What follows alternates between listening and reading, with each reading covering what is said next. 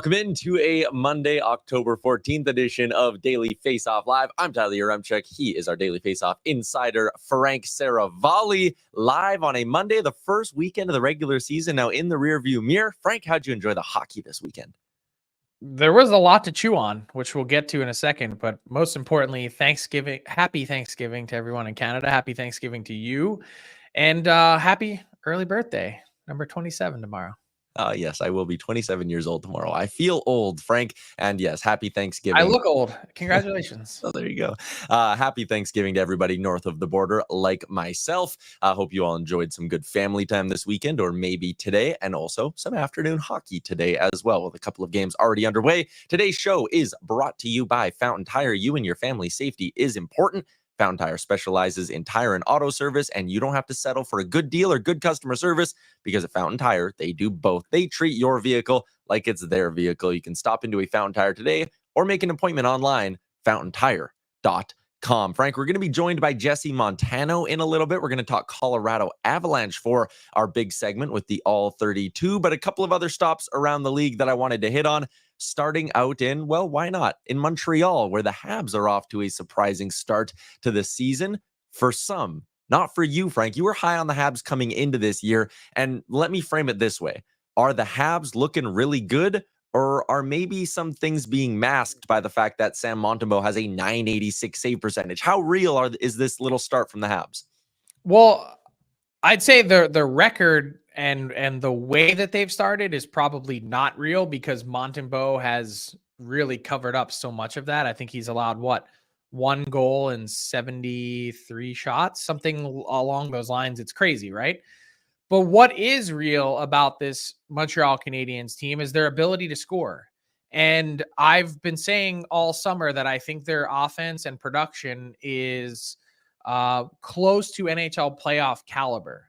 Now, how well can this team defend between now and then? That is the real question. And the early answer so far is not very well. So they're going to need to tighten things up, and it can't all be on Sam Montembeault to really dig this team out on a nightly basis, because at some point you'll be swimming over your head. Yeah, 100%. You talked about defending, and I do think if you want to be optimistic as a Canadiens fan, with so many young pieces on that blue line, that is something that you should look to improve. Like throughout the year, it should get better. Lane Hudson, who, again, great pick by you on the Calder thing, like that's looking good so far as well. But as the year goes on, they should get better at defending as a unit. Well, they're only going to get more experienced. They're going to have some important learning lessons along the way, and they're going to continue to assimilate some younger defensemen into the lineup. I mean, think about the trade that enabled them to get Patrick Laine. You have to send out Harris. You're in a spot where you've got too many defensemen. These guys are going to turn over this roster pretty quickly here. And so I like the direction that they're heading in. It's just that this is sort of one more year in their learning curve. There's another Canadian team that is undefeated to start the year. Actually, there's a couple, because the Jets are 3-0 as well. But the surprising one is the Calgary Flames, who rolled over the Edmonton Oilers at Rogers Place last night to improve to 3-0. That goals for per game, I don't think that's sustainable. Frank, I was someone who picked the Flames to come dead last in the Pacific Division. I looked at that team on paper and I thought there is not a lot of guys that are going to be able to drive them on a night-to-night basis. But honestly, what I think is driving them so far through 3 games is their system. I think Ryan Huska deserves a ton of credit for the way this team has looked out of the gates. I think what's driving them so far is their compete. I mean, they've worked hard and they've pretty much bonded together going back to camp. Them saying, hey, we think we're better than what a lot of people have picked us as. We know there's not very many expectations, and they've got like just enough core pieces mixed with young players on the rise that's making them dangerous. And so I like what we're seeing, and I really like the bounce back from Jonathan Huberdeau. 3 games, 3 goals, 5 points, first 4-point game as a Calgary Flame. This is his 3rd season there now. And I think that's hugely important for this team if they're going to exceed expectations and be competitive, is to get Jonathan Huberdeau back to being an 85 to 90 point player, which he's eminently capable of in this league. He probably just needs a little bit more opportunity. Mm-hmm. J-Rock is in. The first month of hockey is not like every other month of hockey in the season, both good and bad. And Hey, that he's like spot on in saying that. It's like I go back to one of my mentors and Bob McKenzie and him saying, whatever a team shows you through the first 3 weeks of the season, you can like crumple it up and throw it away. But once you get to week 4 and beyond, that stuff starts to become real and crystallized. And even for some teams that we see have totally unexpected good starts, look at the Canucks last year. Everyone was waiting for that regression that never came. 2 seasons ago, the Seattle Kraken. Like, there's always some team that comes out of nowhere and has a great start. And perfect segue. One of those teams might be Utah Hockey Club. yeah, I was going to say the new hockey fans in Utah might be sitting there going, whoa, whoa, whoa. You're telling me it might get worse here? It's not going to be this much fun for all 82 games, but they are riding high in Utah, and it is in large part thanks to a new star in Dylan Guenther. Frank, I asked you and Jason Gregor, is this a guy who has 40 goal potential? And your answer on the DFO rundown earlier this morning was, well, he's already over 10% of the way there through 3 games. But also, it's not a stretch at all because this is a guy who scored at a 34, 35 goal pace last year once he got recalled. So I think Dylan Guenther is going to be a star in this league. I think he's going to be a centerpiece for this Utah team. And I think he's just maybe blossoming a little bit earlier than some people expected. Totally agree. I think it's not a lock that he gets to 40 goals, but I think he's got a really, really good chance.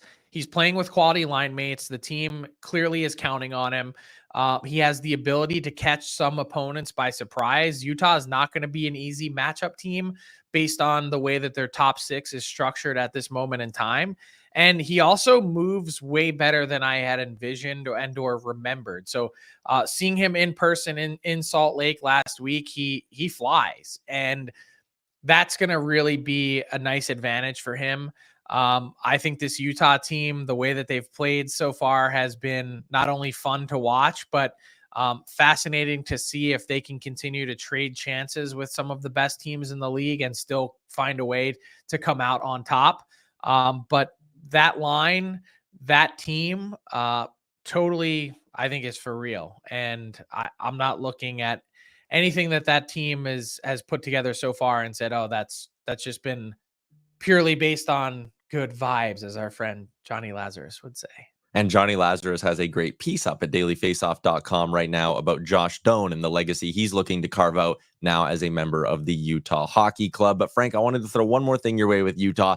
Rain on their parade a little bit for me. If something is going to sink them and bring them back down to earth, what could that be? What is their flaw that we're just maybe not seeing yet? It's the chances that they've given up and the goals they've given up. They've got to find a way to cut that down. It's great in the first, week of the season to put an exclamation point in play and to have it be so exciting. But it also kind of reminds me of my friend Ray Ferraro and his NHL debut. I think he was playing for the great Tex Evans, and he said, "Son, you were a threat at both ends of the ice tonight." And it was like, man, you can't be that in the NHL. You can't be a threat at both ends. That is fair. The Edmonton Oilers right now, they are not a threat on the offensive side of things. And listen, the topic bar here says sound the alarm. I don't think even in Edmonton, Oilers fans are super worried because I think what people keep reaching back to is 2-9-1 last year, made it to Game 7 of the Cup final. But the other thing that happened last year, as much as you can sit there and go, there's no way they go 2-9-1 again, there's also probably no way they win 16 games in a row at some point again. Like, they went on a near record winning streak in that season that covered up for that horrible start. And this year, I mean, Frank, they're averaging a goal a game so far. They're averaging 5 goals against per game. And I think if you would have shown an Oilers fan this at the beginning of the year and been like, this is what your first 3 games look like, you would have been like, whoa, the blue line is a major, major problem. And honestly, it hasn't been. It's been the stars that have been the problem. The big guns, the guys who are supposed to be drivers for Edmonton, have not shown up through the first 9 periods of the season at all. Yeah, I would say that's a big reason why it still isn't registering for me on a cause for concern, because you watched the Battle of Alberta last night and you go, I told you on the rundown earlier, I was watching with my son who's 10 and he was like, "Hey dad, is McDavid playing tonight?"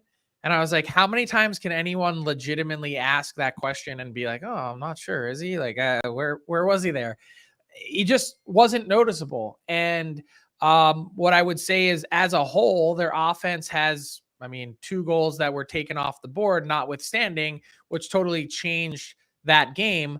They just haven't had it. And so to me, not really a big reason to be concerned. That, I guess, maybe the only surprise is that, given what we knew this team has on its plate, and no, you can't win the Stanley Cup in October, but I thought with the clips that we saw and the behind the scenes from McDavid that you'd see a highly motivated team and forward group to start. And I guess that part is maybe the only surprising part, that they haven't been.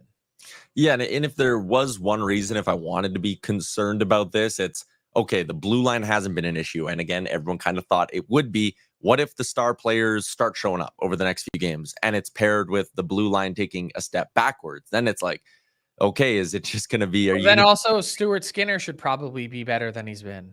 And I think that's fair as well. He was not good in the opener for sure. So that part will probably all balance out. And so, look, I think you're right. This team is like, to get off to 2-9-1 again or something like that, they're probably not going to win 24 out of 26 in a stretch like they did, which is cause for some concern. If that is what ends up happening, you're still a long way. You could be 500 by the end of this week, and it would be a totally different feel. However, the only thing that I will say is, don't tell me that these games don't mean anything, because I do think that the Stanley Cup final might have had a different result had the Oilers had home ice advantage. So the fact that you got through everything that you did last year and then beat your division winner in round 2, like, they needed a lot of things to go their way, and they could make life a lot easier for themselves this time around, to say nothing of the left for dead commentary that became something last year. Yeah. Frank, one more thing before we move off of that game last night in the Battle of Alberta. Corey Perry has a goal called back for goalie interference. Listen, when a review takes as long as it does, you usually sit there and go, okay, there's something to it. Or you sit there and go, okay, it's not conclusive. And that's the vibe I was getting last night in the arena watching the replay. I'm going, I don't know how you can conclusively say that there was goalie interference here. They sat and watched it for what felt like 15 minutes, and they come up with the no goal call. Was it the right call in your eyes? Not even close. And Pat, I don't know if you're able to do this or not, but maybe see if you can pause it right at the moment before the shot comes. If you look at Perry, was he all over the crease before that? Even maybe just a frame or two after this, because he continues to move out. His skates right there, like, one of them's not even in the crease. One's on the red line. I think this is searching for some kind of goalie interference. And I've seen all the comments on social media like, Frank, you're an Oilers homer. Again, don't know where that comes from. Go look at the other Matt Rempe goal that was disallowed in New York. Here's that. Neither one of these two, to me, are goalie interference. It's insane. So has nothing to do with the Oilers or the Flames or the Battle of Alberta. I would say the same if it was any other team. I'm sorry, this doesn't cross the threshold for me of goalie having an inability to make a save, which is what it's all about. Screening the goalie has been the name of the game and taking his eyes away forever. Corey Perry has done this for the test of time. I'm sorry, these both should have been goals. Mm-hmm. Yeah, if that's going to be the standard this year, there's going to be a lot of goals getting wiped off the board. We got one more thing to get to before we head out to Colorado and chat with Jesse Montano. Overreaction season, Frank. We're a week into the regular season, and there are some things that a month from now, we'll look back on and go, God, that's silly. We were having that conversation. There are some things that we'll look back on and go, yeah, that was a concerning trend. I want to start in Pittsburgh with the goaltending controversy ? Mike Sullivan, they're going with Yoel Blomqvist over Tristan Jarry, saying, we're going with the guy who gives us the best chance to win. Is this just an early season blip for Jarry, or is there actually a goalie controversy brewing in Pittsburgh? I think there is. I'm sorry, when you get to game 3 of the regular season and your coach says, we're going with the best lineup that gives us a chance to win, and your goalie that's in the second year of a 5-year deal isn't starting, that raises some significant red flags for me, because any coach at the start of a long 82 game slog, even if you have one stinker to start, you're getting thrown back in the mix pretty quickly because you're the guy. And the fact that Jari was so sort of subpar last year, I guess kind of right at league average with save percentage, that's not going to be good enough for this team. They're going to need a higher threshold than that. And I'm not saying Blomqvist is going to be that guy. It's just that it should be highly concerning to Penguins fans that this type of decision is coming in game 3. We talked about the Oilers just being off, and it doesn't make sense because it's largely the same roster as last season. Nashville also looks off, and I think maybe where I'll cut them some slack is a lot of new faces. It's maybe a little bit more justified when you're trying to work in as much fresh stuff as the Predators are. Brady Shea, Steven Stamkos, Jonathan Marchessault, all going to play big roles. All were big signings, but this is a Predators team that has started slow, Frank. Are you concerned about anything in Nashville, or is it just going to take them some time to gel? It's going to take a little bit of time. Look, this team added almost 100 goals in the offseason. Stamkos 40 plus, Marchessault 40 plus, Brady Shea. Look, they've got all the talent to be able to score a lot more than 3 goals in 2 games. And they will. It's just going to take a minute. And I think that part is surprising. And also the power play work in progress. I mean, when you add someone of Stamkos's caliber in the dot, like it's going to be a pretty big change in terms of how that power play flows, particularly with Roman Josi being the guy that is steering the ship. So to me, not concerned, but certainly interesting that they've only mustered 3 goals in 2 games. And by the way, I know we didn't talk about this beforehand, but I just have a confession already a couple games in. I severely underestimated the power of the Winnipeg Jets identity from a positive standpoint. They've been really, really good, a difficult team to play against. And I think I might have gotten that prediction wrong that they'll finish 3rd in the Central. Interesting. They finished 2nd last year. People forget they had home ice in that series against the Colorado Avalanche. Speaking of those Colorado Avalanche, what's the concern level there? We're going to get into it with the All 32.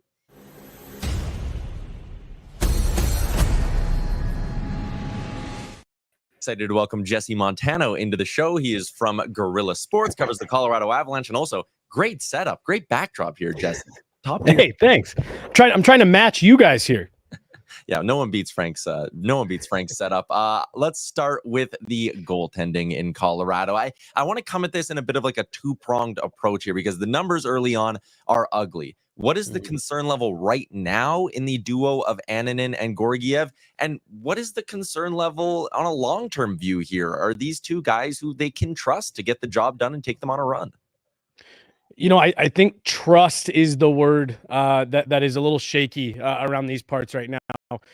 You know, both of these goaltenders have shown at different stretches that they're capable of winning games, for this Avalanche team. If you go back to Georgiev's first year here, he's a .918 goalie. You know, he played 62 games, won a lot of them, and kind of showed, hey, look, he can carry the load.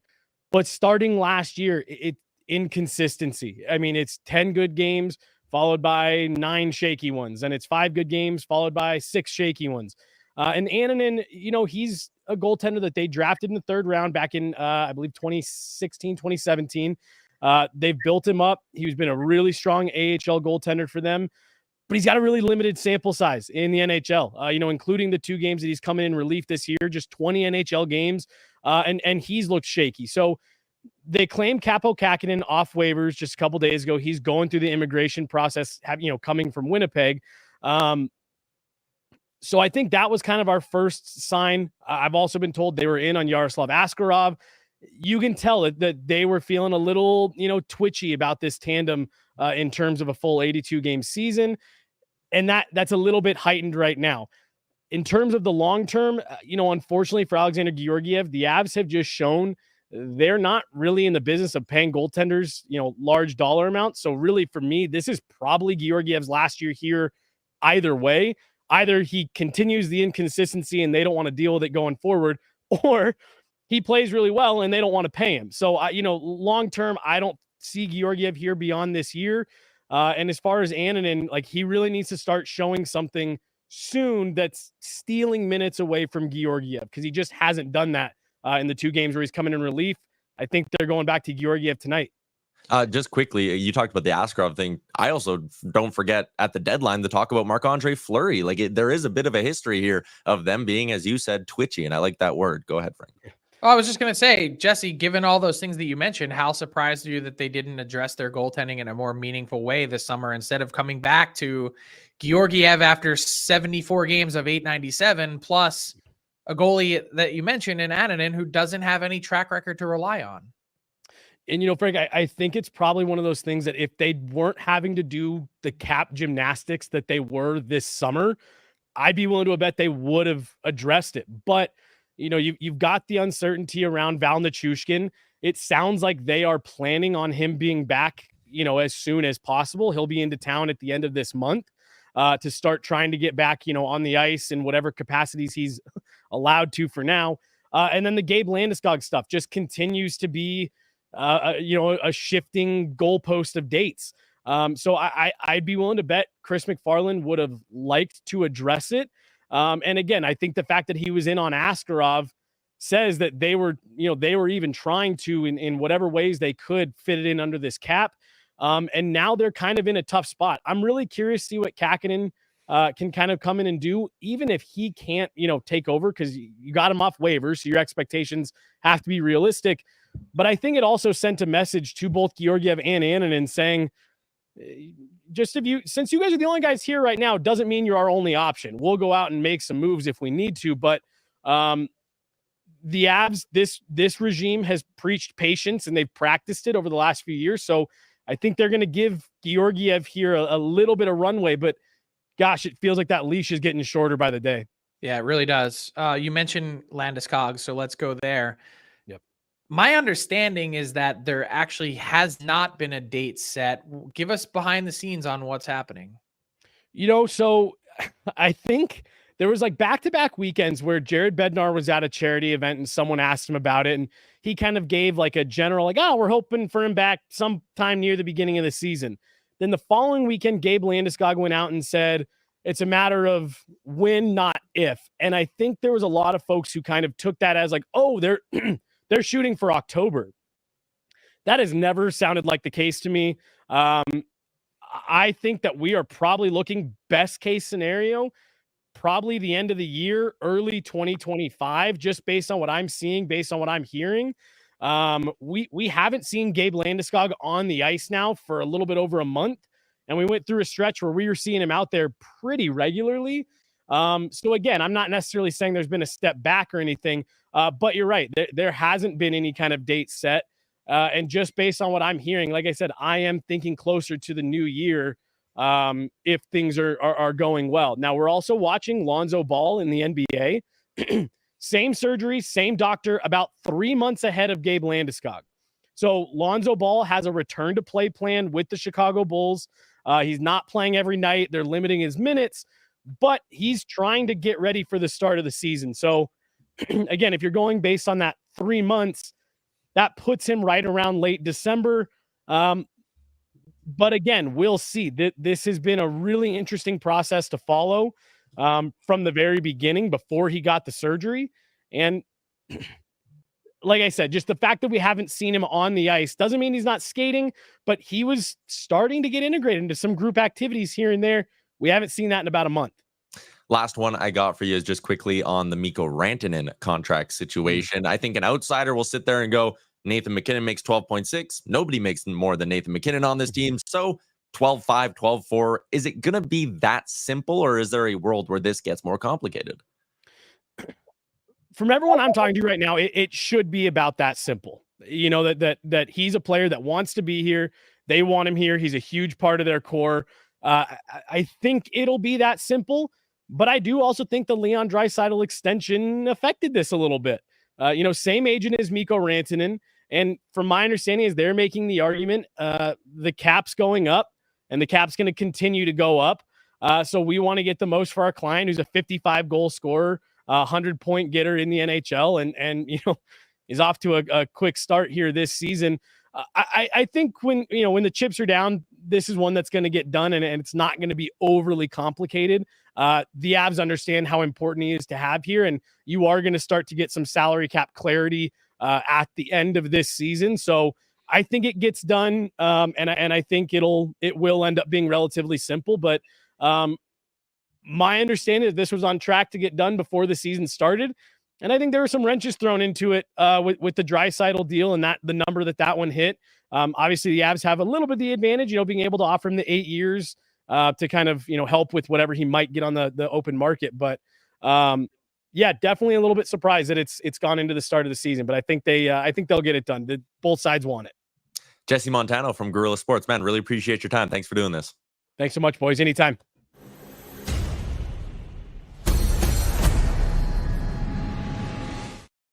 Always fun to be talking about early season drama, and that is the subject of our hashtag AskDFO inbox question. Frank, things are getting spicy out in Saberland. Earlier today at practice, Rasmus Dahlin throws a big hit at Peyton Krebs, and the two of them, they're throwing haymakers. Frank, you can kind of make it out here in the video. I know it's a little bit tough to see because it's a video of a video, which is on a small screen. But what do you make of this? Lindy Ruff said after practice, quote, "Boys will be boys. Raz got bumped in the drill before, then evened up the score." Lindy says, "I wouldn't read too much into that. We want competitive practices." Are you reading anything into this? Tyler, you didn't have a brother, so I mean, this part is lost on you, but me and my brother fought almost every 3 hours. Like, no joke. And so when you're around someone and your teammates and you're competitive and your team has gotten off to a bit of a scuffling start and things get physical, like, that just happens. It's okay. And in fact, I would argue not only is it okay, it's actually healthy for the Sabres, and they could use a little bit of juice in their practices. So I'm all good with it. And this, like, seriously, no one does this better than Pete Blackburn and DJ Bean at What Chaos. Buffalo Sabres and Buffalo Sabres, and God bless Gene Principe. I was going to say, it takes very little for DJ Bean to want to go to a Gene Principe meme, and Gene was on full display ahead of yesterday's BOA. Our friend Lance Lysowski out in Buffalo is the one who tweeted the Lindy Ruff quote, and it ended with, "We want competitive practices." The first reply was a Sabres fan who goes, "Did he say anything about competitive games?" So Sabres fans, that one win maybe didn't calm them down all that much. Competitive practices lead to competitive games. Here you go. Let's get into our daily bets. They're brought to you by Bet365. Check them out. Download the app and use the promo code DAILY365 to get in on a huge range of markets. Whatever the moment, whatever the sport, it's never ordinary at Bet365. Frank, I'm betting on the Avs to have a big night. They are at home. I think they're a little bit due here. -1.5 is a very juicy +150 here on a Monday evening. And I'm also just not a believer. I'm a bit of a hater, to be honest, for the New York Islanders. So betting against the Islanders, betting on the Avs to have a big night. Why not? And a little shot prop parlay, because I like doing this, and it's a juicy one. Anthony Beauvillier to get 3+ shots is +185. He has 10 through 3 games this season. He's been hitting it. Mikko Rantanen, 4+ shots, -120. He hit it in one of the 2 games, and we talked about the good start he's off to with Jesse, so play them together for a nice little +422. I wanted to ride with you on Friday, the Matvei Michkov. He got you the shots, but not the point. So, man, them's the breaks. Pointless in the debut for Michkov. Macklin Celebrini is on the injured reserve as well, so the 2 Calder favorites off to whatever you want. Lane Hudson, let's go. That's my guy. Higher Lane Hudson stock now.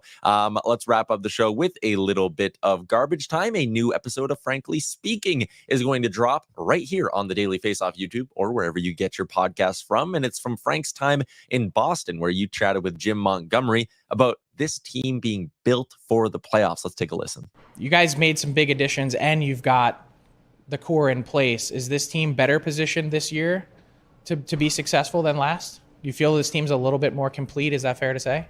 It is fair to say. I think we are more complete.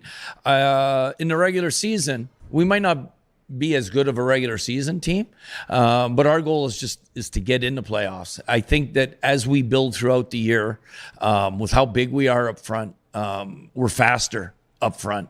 And I think we're going to be a team that takes pucks to the net with a lot more purpose than we did last year. It's going to lead towards, we hope, is playoff success. All right, so let's wrap with this. I want you to finish the sentence for me.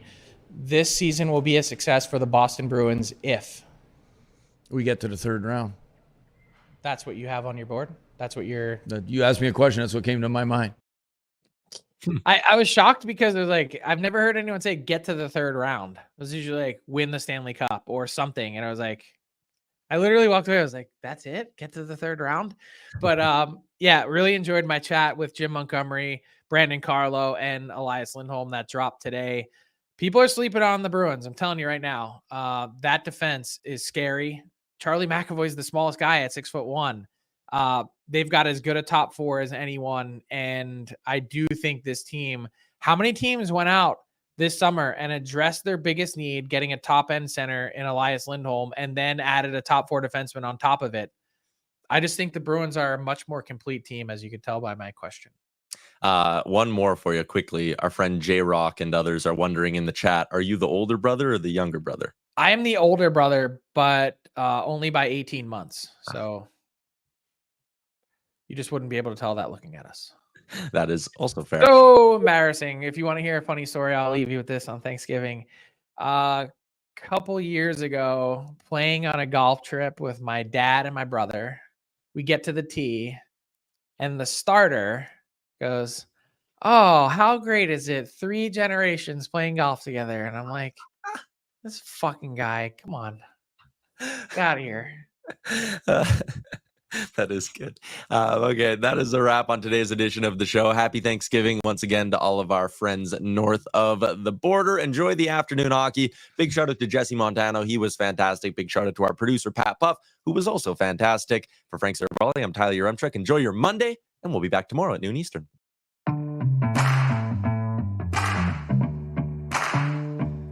What's up, hockey fans? If you enjoyed that video, then you're going to want to hit the subscribe button to not miss any of our content. From daily live shows with Frank Saravalli to analysis from former NHLers to exclusive interviews with some of the biggest names in the hockey world on Frankly Speaking. You're going to want to hit that subscribe button and stay up to date with everything going on in the hockey world.